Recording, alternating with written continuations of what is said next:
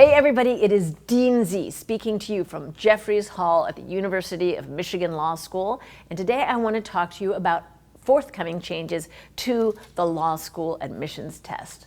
We had a number of people write and ask us to address this, and most of them were asking about one particular change that I will describe and asking how that will affect how law school admissions officers view the test. But there are actually two other changes that are in the works that I want to talk about too. So I think of it as a current change, a developing change, and a future change. Let's talk about the current change first. That's the one that got the most attention from people who were writing in. The LSAT has for many years consisted of three big sections. An analytical reasoning section, a logical reasoning section, and a reading comprehension section. And then there's usually, with the exception of one terrible year during the pandemic, a practice section, as they call it, which is any one of those sections, but they're test questions that the LSAC, the Law School Admissions Council, is using to develop future questions for future tests. So confusingly, I mentioned logical reasoning and analytical reasoning as two different sections. Analytical reasoning is commonly referred to as logic games. I think that's confusing because there's a logical reasoning section, but what have you. And that is the section that is going to change. In fact, it is just going to be dropped, and instead there will be two logical reasoning sections. So no more analytical reasoning or logic games, but two logical reasoning tests. Why would they do such a thing, you might ask? And it's because there was a lawsuit that was settled in 2019. The lawsuit was brought by two blind individuals who were applying to law school who felt that because a very common way to work on solving a logic games type question is to diagram it, because if you're unsighted, obviously drawing pictures isn't going to be a great tool for you. So they felt that it was, sort of structurally disadvantageous to anyone who is blind. LSAC felt otherwise, but settled and said, we will do research to come up with some other alternative to the logic game section that will be as efficacious. They have now done so. What is it? It is just using logical reasoning in two different places as opposed to inventing an entire different type of question. People are worried about it, and because any change worries everybody. But I think as changes that were, complying with the settlement agreement go, this is the least, dramatic change you can imagine. It's a set of questions that have already been in use and will now just take up two sections instead of one. So I think it, right there, not much to worry about. In addition, LSAC has done an enormous amount of research before they decided to roll this out. They don't do anything like sort of off the cuff. So they looked at tests from 2013 to 2018, more than 200,000 tests, and analyzed them and concluded that this change would result in a score difference of 0.01. So the mean score would be, I think it's 150.82 is what it was under the old system, and it will now be 150.83. So also not very dramatic. I realize at this juncture that maybe I should have said, what is a logic game? What is the analytical reasoning section? And I should have defined that. It's basically deductive reasoning, and the best example of this, I think, is for those of you who have read Harry Potter, in the first book when Hermione, who, by the way, I originally thought that name was pronounced Hermione, so anyway, thanks to Books on Tapes, I figured that out before book 2. Anywho, so Hermione solves a puzzle, a kind of a riddle that has been left for Harry and Ron and Hermione about potions in different sized jars, yada, yada, yada.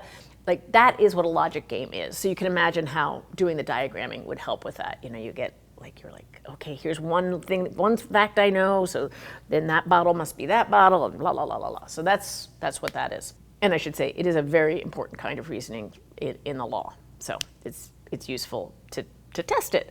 But the logical reasoning section of the test will also be testing this, but in a slightly different way. So June 2024 was the last test to use the two different kinds of logic reasoning tests, and August 2024 will be the first test, and all subsequent tests will use the two logical reasoning, reading comprehension, and then the fourth, TBD section. But as I said, the questions I keep getting are, will you view this new test differently? Will a 165 from June 2024 be more powerful or less powerful than a 165 from August 2024? And I obviously can't read the minds of every admissions officer in the entire nation, so I have to be pretty humble about that. But from having talked to many, many people, having listened to multiple presentations on this change, and having just observed the industry for 25 years, I will say no, there will be no effect in the way people are using this test for a couple of reasons. One, the LSAC is by and large very trusted by admissions officers, and they have told us this will result in no meaningful difference in the scores, this will result in no meaningful difference in predictive validity, and people trust that. Two, there's no good substitute for this test. Like even if it were the case that this change were to somehow have a slight diminution in testing predictiveness, which I would say, as an aside, I expect that if that were shown to be the case, LSAC would be all over that and tweaking it to get that fixed as soon as possible. But even if that were the case, there is no other testing instrument out there that comes close to the LSAT. So again, as a practical matter, admissions officers are still going to be using the LSAT and relying upon it. Now, does LSAC's very strong judgment that this will not result in overall score differences, does that mean that an individual might not have a differential score? It does not mean that. I've had people tell me, I really rock the logic games and I'm so distressed that they're going away because that's the section I do really well on. And I've definitely read many test prep companies who feel that that is the most coachable section. So you may start out, really terrible at that, and then they can give you some tips and you can get a lot better, or simply, frankly, exposure to they're the trickiest part of the test. Like they're the hardest kind of to get your mind used to. It's unlike questions you've ever seen in other contexts. So just simple exposure to it tends to result in increases in scores. But everybody prepares a little bit for the test. So that's like sort of a level playing field, right? You get better at it with exposure, and therefore that's whatever. It's like, I just don't think it's going to make a difference. And I've had, by the same token, I have people say like, oh, I'm so glad it's going because I was terrible at those.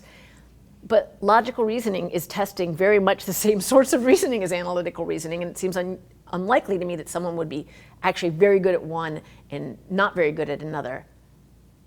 But maybe that's the case, so maybe in a handful of cases that's going to be what happens, but I really don't expect it to be a broad-based phenomenon. Okay, so that's all I have to say about that particular change, but I want to talk briefly about two upcoming changes. One is sort of a developing change. So, there's the LSAT writing prompt that you have to answer. It's not part of the multiple choice part, but you have to complete and submit your writing prompt before schools will look at your LSAT score.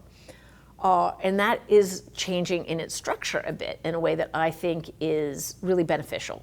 It will still be designed to assess your logical reasoning in the context of argumentative writing, but it's just taking a slightly different approach. It's a little hard to describe, but instead of really, the way it has existed in the past is that they've given you sort of directives like, should Dustin do this or should he do that? They give you a set of facts, and then they kind of tell you, like, if you value this, or you could value this, or you could value that, and then what should the person do? This is going to give you a lot more ability to construct your own set of values and your own set of choices, so that it will much more reflect your own opinions, basically. So rather than pre-prescribed lines of reasoning, you'll be using your own judgment. This means they'll give you 15 extra minutes, and they'll give you some guidance to help you come up with ideas and to do the writing. And the writing itself will take 35 minutes, so it will be a little longer than it was, but not monumentally so. And again, you can take the writing aspect completely independently of the regular test. So in the past, you had to take it all at once, and people would be exhausted by the time they got to the writing section. So I always thought that was disadvantageous to everybody. So that's an improvement, but that's an improvement that's been happening for several years now. If you want to see what this is going to look like, there's a sample prompt on the LSAC website, and there's like a sample you can actually work your way through how the program, the whole thing will work on Law Hub if you're a member of that. And then I say it's developing because it's definitely the changes to this writing section it's possible that this will now be scored in the future, not now, but in the future it could be scored, a scored writing element, which is something that LSAC has actually been it toyed with about 20 some years ago, and there were just insurmountable difficulties. You just couldn't get consistent grading at the time using professional graders of the writing. But now technology has made it more possible, I think, for that to be these to be consistently graded. That's still TBD. They'll be working on that over the next year or two. It certainly will not be this year. It certainly will not be next year. But maybe the year after, that will start being graded, which I think, so it's probably not affecting anybody who's watching this, but I think it will be a boon to the admissions profession in a couple of years if that does, in fact, come to pass. So the third change is still in the future, but LSAC has joined forces with the College Board to try to develop an environmental context metric, which is something that the College Board itself has already been put in place for college applicants. That's been in place for a little while now. But this would be specific to law school applicants, and it would include information about your undergraduate institution and what kind of student body that had. And it's meant to develop, we have an expression in admissions about like measuring the distance traveled rather than the height attained. You're looking for potential, right? So if someone has started at this point and gotten to this point, you might think, okay, that's a pretty good bet that they're going to get to that point, right? But if they start at this point and got to that point, then they may not have the same potential, right? Even though they got to the same point.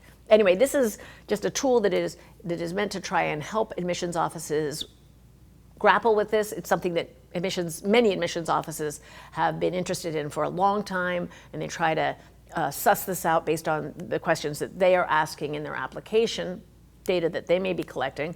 But I think there's an increasing interest in it more broadly, just in general, and also in part because of the Supreme Court's decision last term in the Students for Fair Admissions, in which affirmative action was removed as a consideration from the admissions process. So people are newly interested or increasingly interested in socioeconomic diversity as a measure of diversity. And this should help with that, assuming it is successful. And I have a lot of optimism about that. So that's not technically a change to the test, but it is a change to the way LSAC is gathering information, and it is information that would be available to admissions offices, again, in a couple of years down the line.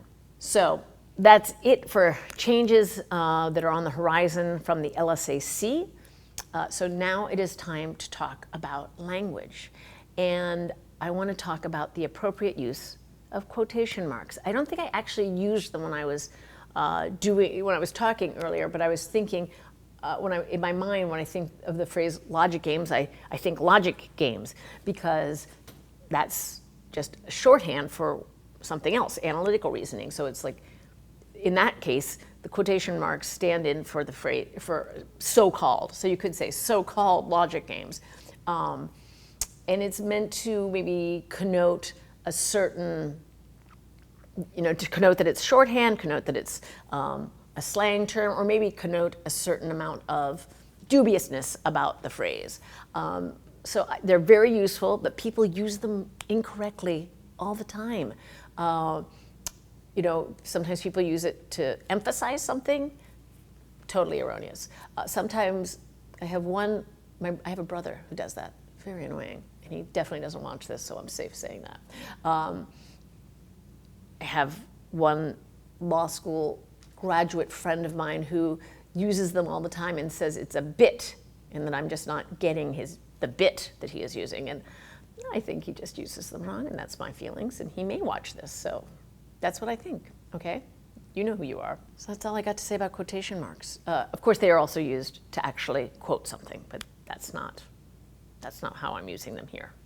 Okay, I think that wraps everything up, except to say thank you, as always, for watching. Thanks for submitting questions, for those of you who asked about the changes. I hope I gave you the information you were hoping for. Thanks, as always, to Dustin, without whom none of this is possible. He was scribbling some stuff during one part of this, so I think he's going to have questions, and maybe I'm going to have to retape something. I don't know. Okay, P.S. It turns out, yes, Dustin was scribbling. He said he didn't know the word connote. He thought it was denote. I think he thought I was just mispronouncing the word denote. But connote means to imply something. Denote means to actually define it. So it's like connotation. It's the verb part of connotation. So that's a twofer for you there, right there. Thank you. And if you have questions or comments or things you'd like us to address, please email us at law.jd.admissions@umich.edu and put vlog in the subject line, or just leave it in the comments below. All right, that's all. Wherever you go, go blue.